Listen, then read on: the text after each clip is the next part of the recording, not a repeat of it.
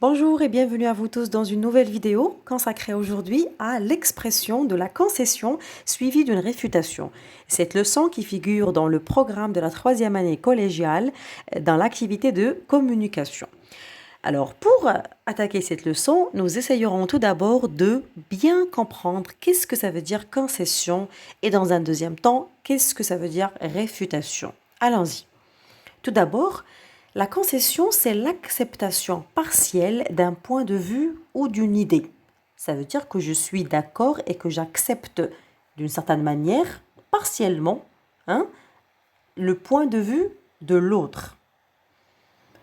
Une concession dans un raisonnement signifie accepter l'idée ou le point de vue de l'adversaire dans un premier temps et puis s'y opposer. C'est justement la réfutation. C'est le fait de s'opposer à un point de vue par des raisons plus convaincantes que celles avancées. Il s'agit de démontrer le contraire de ce qui a été dit. Et pour cela, on utilise plusieurs outils, plusieurs moyens.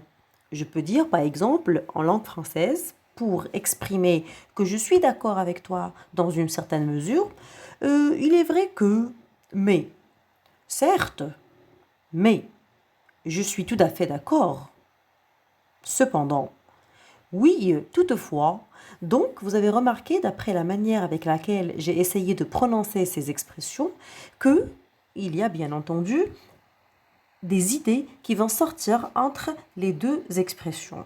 Il est vrai que Internet est un outil indispensable de nos jours, mais il faut toujours veiller à ce que les enfants l'utilisent avec modération. Par exemple, regardons d'autres exemples. Certes, on doit protéger les animaux, mais il ne faut pas interdire la chasse. Donc, qu'est-ce qui se passe dans cette première phrase? Il y a une acceptation partielle. Je montre que je suis d'accord avec toi. Certes, sûrement, on doit protéger les animaux. C'est un fait sur lequel je suis entièrement d'accord. Mais il ne faut pas interdire la chasse. Deuxième exemple. Il est vrai que le soleil peut avoir des effets nocifs sur la peau. Cependant, il est indispensable à la santé. Donc là, j'accepte et je partage le fait que le soleil ait des effets, c'est-à-dire des conséquences nocives et négatives sur la peau, et ça c'est prouvé par les médecins et les scientifiques. Cependant, il est indispensable à la santé, c'est-à-dire on a besoin d'un pourcentage de soleil puisqu'il contient de la vitamine D, d'après ce qu'on dit.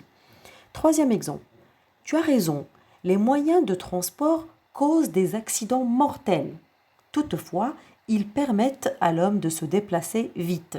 Donc dans ce troisième exemple, je montre et j'appuie le fait que les moyens de transport sont la cause numéro 1 des accidents de la circulation.